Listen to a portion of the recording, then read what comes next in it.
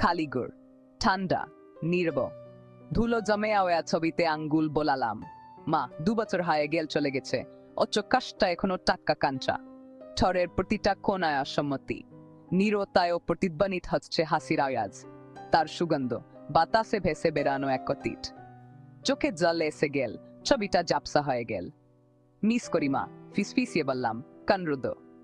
দিনগুলি সপ্তাহে, সপ্তাহগুলি মাসে মিলিয়ে গেল। নিজেকে কাজে ডুবিয়ে রাখলাম। কৃত্রিম বুদ্ধিমত্তা আমার ক্ষেত্র, আমার সান্ত্বনা। ওদি মেশিন অনুভব করতে পারত, আমার ক্ষতির গভীরতা বুঝতে পারত। এক রাতে একটা ধারণা মাথায় আসে, অন্ধকারে এক চালক।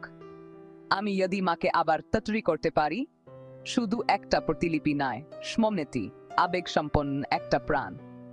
আশার একটা কিরণ জ্বলে উঠল, ছায়াগুলোকে তাড়িয়ে দিল।